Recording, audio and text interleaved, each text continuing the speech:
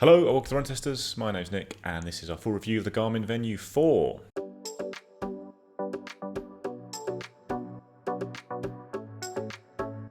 The Garmin Venu 4 is the latest model of Garmin's smartwatch, I guess it's fair to call it. The Venu line sits alongside the Forerunner line and is aimed at more general fitness pursuits and has more of a smartwatch style to it than the Forerunner watches, which are a bit more endurance sports focused, but you are getting a lot of very similar features across both ranges. And with the Venu 4 you've got quite a big upgrade on the Venu 3, both in terms of design and the features on offer here, and a big jump in price as well. It now costs £469 or $549. So like a lot of watches this year we've seen from Garmin, you have seen a pretty big kind of 80 quid, $100 price jump with the Venu 4.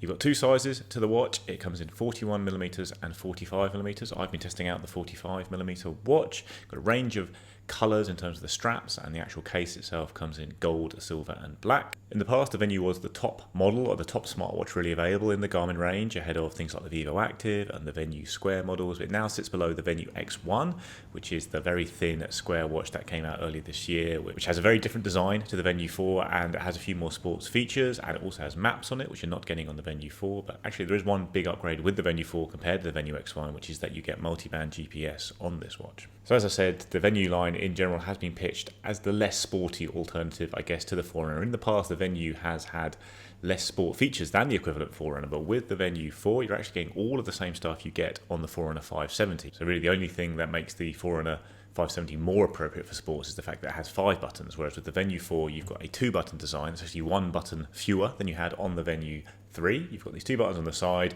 The case is made from a mix of stainless steel and plastic, and you have got more metal on the watch than with the Venu 3. Like the sides of the case are all now steel. You've got a glass screen on the watch, and you've got a large AMOLED display. It's 1.4 inches on the 45mm watch, and then 1.2 inches on the 41mm watch. And a very big addition to the design of the watch is a built-in flashlight. You can see on the top of the watch there. Garmin's been adding this to pretty much all of its watches that have come out this year, but crucially not the Forerunner 570, which is the big rival to the Venu 4 within the Garmin range. Another thing you have on this watch is dual band GPS, which, like I say, you don't get on the Venu X1. Otherwise you've got all the same usual sensors on board that you expect from a Garmin watch, things like a barometric altimeter. You've got the latest Elevate V5 heart rate sensor. The waterproof rating is 5 ATM. You've got a mic and speaker on board, and the Venu 4 can take ECG measurements. Then when it comes to battery life, it depends on the model. Obviously with the larger Venu 4 you are going to get more battery life, but on the smaller watch you're looking at about 10 days of use or 3 days always on in watch mode, and then 12 hours of multi-band GPS. And on the 45mm watch it's about 12 to 13 days if you have the raise to wake screen on. That drops to 4 days always on,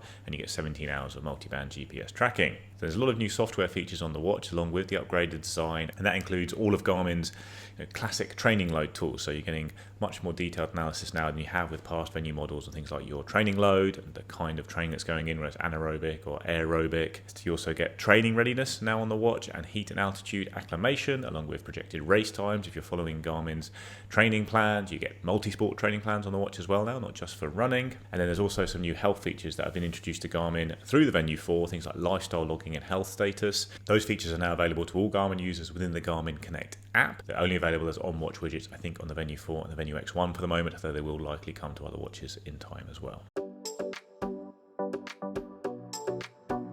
So my likes with the Venu 4 after a few weeks of testing start with the design, which is really very nice. This is a very small and lightweight and sleek watch with the biggest screen you have in Garmin's range, with this 1.4 inch AMOLED. It's very bright. It's equivalent in brightness to stuff like the 570 and 970, the other big bright AMOLED watches that Garmin has brought out this year.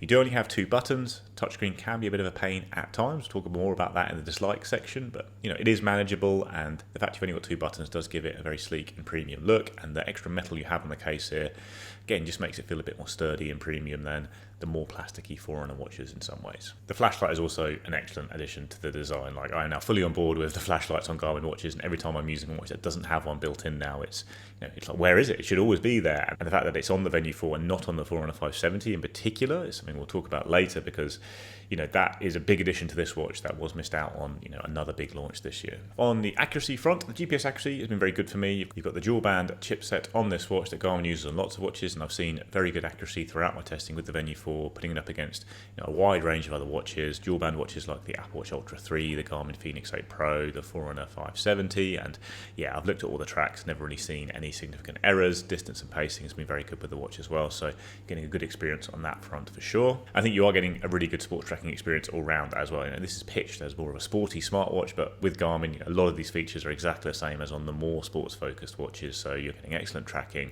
It's good detailed training analysis. You're missing out on a few things that you get on the more expensive models like the Forerunner 970, like running tolerance and running economy stats. Those are on the Venu X1 as well, but you've got enough here for sure to help you guide your training, especially looking at your training load and how it breaks down, that kind of thing. So yeah, a really well-rounded and I think more than good enough experience for most runners, I would say. And on the battery life, I think this has been pretty strong for me again, because this is a pretty small, thin and lightweight watch with a big bright AMOLED screen. Like I've been getting 4 days pretty reliably, which is what Garmin says you'll get in the always on mode with the 45mm watch, but generally I've been running every day with that, using the multi-band GPS, and actually I've been pushing past 4 days, 4.5 days fairly reliably. Definitely extend it quite a lot if you go to race to wake mode. So I think for what is not the largest watch, but it does have a very bright display, I do think the battery life is good. Onto my dislikes then for the Garmin Venu 4. Like, you do only have 2 buttons on this watch, and at times that's a little bit annoying. Like when you're finishing up a run and trying to swipe through the screens to save it, or if you're on the run and it's raining like it was today, or you're wearing gloves, or it's very cold, touchscreens are not quite as reliable as button controls, which is the main difference here to the Forerunner 570.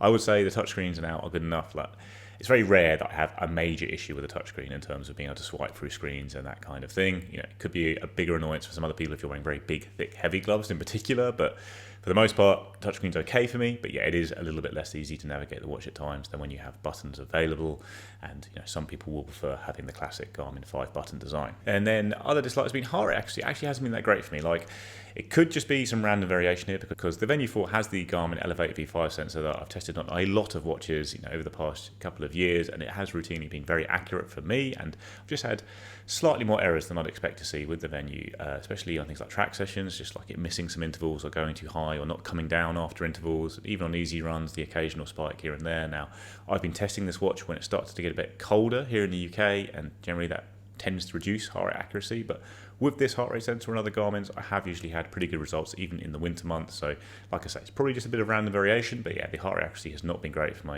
in my testing, so it's definitely worth mentioning here. Then no maps is a bit of a bummer here with the Garmin Venu 4. Now, this is just something that every other company is making available at a cheaper price than Garmin is. Like the Venu 4 and things like also the Forerunner 570 are pretty expensive watches with Suunto and Coros and Polar, and even like a Amazfit and Apple, you're going to get maps on your watch for less than £400, less than £300 in some cases. So the fact that you're only getting breadcrumb navigation here on the Venu 4 is a bit of a shame. Like, it's still good enough to navigate with and get you home if you get lost or anything like that, but Garmin is a bit out of step with the rest of the industry on this point.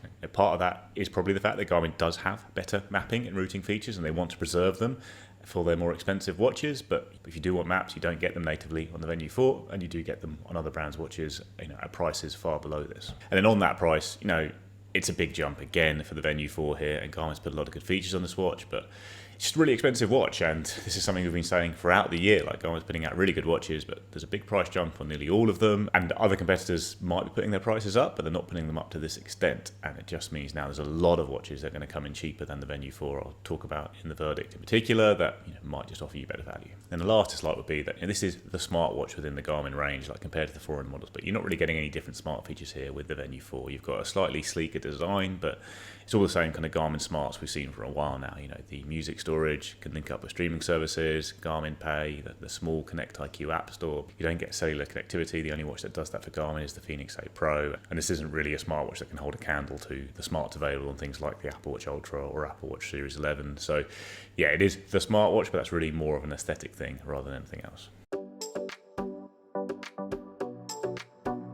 So my verdict on the Garmin Venu 4, this is a really good sports watch. Actually, I've enjoyed using this a lot more than I expected to. I thought it'd be a pretty solid watch, but no, actually it's an excellent watch, and one that I'd be very happy using as my main sports watch. I think it's got all the key sports tracking features you need as a runner, some useful training analysis, all in a really nice, good looking, lightweight design. but the price is a bit too high, and that's pretty much what we've been saying on lots of Garmin reviews this year. This is an excellent watch, but it's too expensive to be the what I would consider buying for that money, especially with some of the features you're missing out on here compared to either slightly more expensive Garmin models or cheaper models from other brands. So comparing it to a few other Garmin watches first, the big one is obviously the Forerunner 570, which is the same price in the US and very close in price. I think a £10 difference here in the UK. I think the Venu 4 wins this. So even though the Forerunner in theory is the better option for runners, the only real upgrade you're getting is that 5-button design, and I have not found the touchscreen enough of a problem on the Venu 4 to make me think I'd rather have the 570 given the advantages of the Venu 4, the main one being the built-in flashlight. I'd say the built-in flashlight is more useful than the lack of buttons is annoying for me, so I do think the Venu 4 is the better option there. You also get a slightly lighter and smaller watch with the Venu 4, and you also get ECG measurements if those are important to you, so I do think the Venu 4 is the better option than the 570 at the same price. Comparing it to the previous Venu 3 model, which is not a watch I used a lot, but you have got a lot of upgrades from a sports tracking perspective on paper. I think you have a nicer design as well. It's a big jump in price. The Venu 3 is probably still a pretty good all-round fitness tracker and run tracker, but I think the Venu 4 is a pretty big upgrade for runners with how much Garmin has put in on the sports tracking and training analysis front to bring it more into line with Forerunner watches. Then there is the Venu X1, which is the step-up model within the Venu range. It's a watch I really liked using in the end just because its design, while outlandishly square and thin, it does feel great on the wrist because it is so lightweight. It's got a really nice screen on the run, even if it is quite a large one. You've got maps on that watch as a big advantage. You've got great sports features that you don't get on the Venu 4, stuff like running tolerance. None of those are necessarily essential though, and you don't get dual band GPS with the Venu X1. I still found it a very accurate watch for the most part in all systems GPS. I've done runs with both watches at the same time and come up very close to them, but dual band GPS is an advantage certainly if you're running in city centres or under thick tree cover, that kind of thing. So the fact you pay quite a lot more for that watch and not get it as a key feature you do get on the Venu 4, which also has longer battery life. Yeah, I'm not sure the step up to the Venu X1 is necessarily worth it unless you absolutely love that very thin design, which is quite unique within the Garmin range. The Venu 4 is a good looking watch, but it's a bit more standard compared to other Garmins. I think if you are looking at stepping up though, the Forerunner 970 is a good option.